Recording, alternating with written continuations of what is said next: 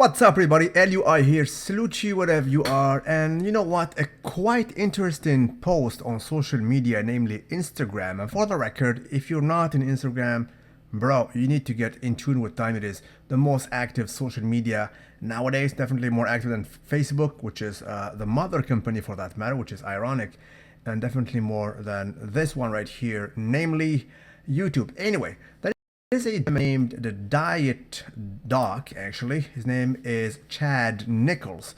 Quite an old name, and as a matter of fact, a household name in bodybuilding circles since a long time ago, probably a quarter of a century at least. So it's as old as names as Ronnie Coleman when he started, like back in the day. Anyway, he posted something I think quite eventful, so we're gonna basically get into it real quick. If I know who is Chad Nichols, it is this mildly blonde gentleman to the back, out angling efficiently so Mike Tyson. So it is concerning Kai Greene, and just a little word about the Diet Doc. This guy supposedly, back in the day when Ronnie Coleman was not even a big name in the scene, the story goes to tell that he wants to flex Wheeler. Bro, how come you guys come this crazy condition and you come, with this amazing shape? And supposedly, Flex Wheeler back then, who was way ahead of Ronnie Coleman, he told him, you should probably go ahead and ask a guy called Chad Nichols. So this guy worked with a lot of guys. Ronnie Coleman, I think also Nasser El Somebody, may he rest in peace, and also Jay Cutler, a lot of guys. A lot of guys. He worked actually with the late Dallas McCarver too.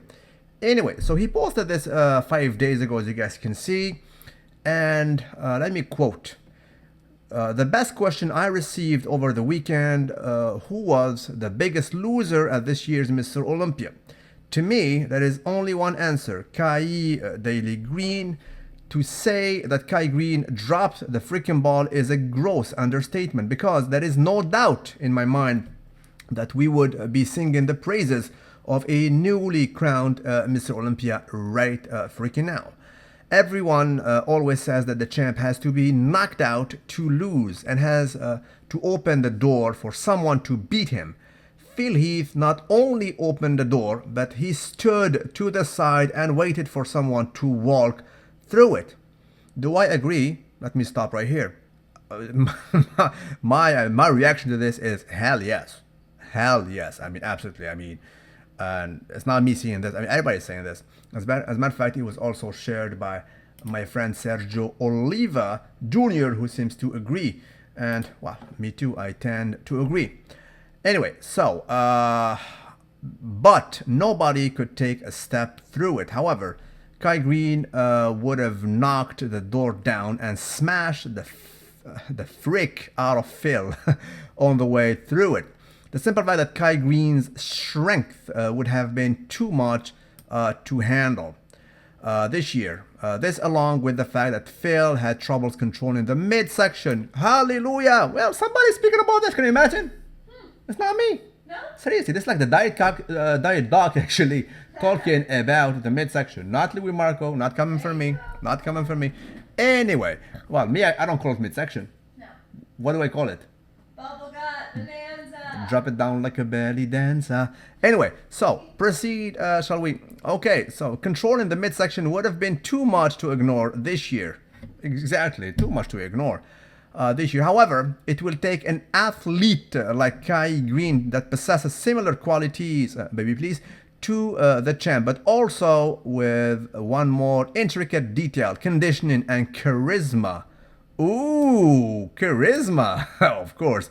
As a matter of fact, as you guys know, I'm pretty much talking to Kai Greene almost on a daily basis nowadays, and it is just a gem. This guy is personas, overlaying personas one over the other, and it's just a treat to communicate with Kai Greene for the simple fact you do not know what to expect from him. It is always entertaining, it is always colorful, but it is always different, hard to predict nor to expect. He could have replaced him in the right spot at the right time this year and choose not to. Definitely, he chose not to. Okay, it is his prerogative. Sometimes you just have to stop pouting, Put your freaking pride aside and do what you were put on this planet to do, and that's the freaking truth, right? Hashtag get your freaking ass on stage. Hashtag get your freaking head out of your ass. Hashtag Mr. Olympia 2018. Well, that's a call right there, and that's a proper statement. Well, it is absolutely blatant. Nonetheless, if you follow this guy, the diet doc, namely Chad Nichols, it's not unusual for him to be right to the point. Quite, how can I say it, polarizing in the circles of gurus, because he's technically a guru himself. He was probably, you can say he's the godfather of them. He's one of the oldest in the game. Is he the oldest? I don't know. You tell me. This guy was right after basically the end of Lee Haney era, and he was right into the Dorian Yates era, so to speak. And back then, these guys used to train on their own, right? I mean, there was not such a thing as a guru. I think it started with him and also Charles Glass. Don't take my word for it, but he's definitely one of the oldest so-called gurus. Because back in the day, there was no such a thing as a guru. It doesn't exist. I mean, guys were training on their own. Lee Haney was training with actually his friend of back then, Richard Gaspari. They were training buddies back then. Anyway, Kai Greene did reply. Can we see what he said? Well, it is back and forth. But so let's geek out on this. Do I agree? I agree with a lot of points that basically Chad raises here. I think that if Kai Greene stepped on that stage, there would be no contest. If I benchmark what I'm saying with the shape he brought last year, namely in the Arnold 2016, and since I do talk to Kai quite frequently, this guy is an obsessive bodybuilder, so to speak. A lot of guys off season binge and they do not basically pay their dues. Technically, I have no idea if Kai can say he is in a freaking off season. He is conditioned. Don't get it twisted. Not stage ready, but dude is conditioned since last year. Arnold Class 6, in which he won a slew of them. Right? He pays his dues when he travels. He controls his diet as much as possible. When I talk to him, he's always in an airport. So I do agree actually with Chad when he refers to an ambassador and not ambassador. He spoke about charisma, so it's totally different. But yes, I do agree that Kai Daly Greene would have been probably hard to beat if he stepped on stage this year. Now, granted, you will tell me that Kai back in the day did have a bubble gut. Hell yes, Kai had one hell of a tremendous trouble quadruple gut bonanza back in the day. I mean, crazy. I think it started in 2013. Why? I have no clue. You might argue that in 2012 he came in too small. I mean, by their standards, because for me it was just proper. Hell, I posted a picture of his condition in 2012. He was just amazing. He was ecstatic. He was good. But of course, by today's standards, he was too small. So probably he tried to follow suit, and his gut was not controlled in 2013 and few years later too. But lately, it was definitely in check, right? Of course, when Arnold asked him to do a double biceps with a vacuum, he cannot put it in a vacuum. But at least there was no bubble gut bonanza to be seen as far as I know. It was not triggering, right? It was not that triggering. They all have it somehow. I need to repeat this quite repeatedly. They all technically have a proper bubble gut bonanza, but it is so and so. There's there are levels. Some is discrete. Some others are definitely medium, and some others are the 4th of July. So that's it. I think if pretty much Kai Greene came in today, Phil Heath, most likely, in my opinion, would have not been able to retain his title, mainly because of the mid section. Now, one other thing that's very, very important that I'm repeating quite frequently, if Phil Heath came in, let's say, with all these body parts, and I'm sorry because the pictures are not that loyal on his profile right here, talking about the diet doc, but let's assume that basically Phil Heath came in with these body parts,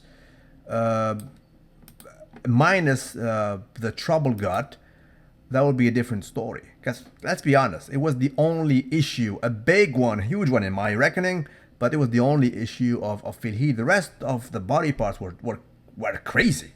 The thing is, it is a central position. It is there. It is like the sun to the planet. It is just too central to be dismissed. And again, I agree with the diet doc that what talks about the door being open and waiting for somebody to step in. Hell, I'm not gonna go back and talk about uncrowned Miss Olympia. And for me, I still stand by that, and it applies to everybody. If hopefully, I don't know, it is just my wish. I'm just a blogger. It is an opinion. It is not the truth that you must adhere to, but mostly most people adhere to it. It is what it is. I think if there is a trouble gut, everybody should be penalized from the get-go. You have it, you lose it. As simple as that. I don't care about the rest of the body. Even if Kai Greene comes with a trouble belly dancer, I'm sorry, Kai. It will not be saluted. That's what's up. Salute you wherever you are. Don't forget to like the video and tell me what you guys think about this blatant opinion of the diet doc. Do you think that Kai Greene would have won this year easy if he stepped in, let's say, with last year on a classic shape versus the whole lineup that we saw, namely Phil Heath, Big Ramy, Bonac, Sean Roden, although he was off, and Dexter the Blade Jackson. I'll be waiting for your comments. Don't forget to like the video and be truly saluted.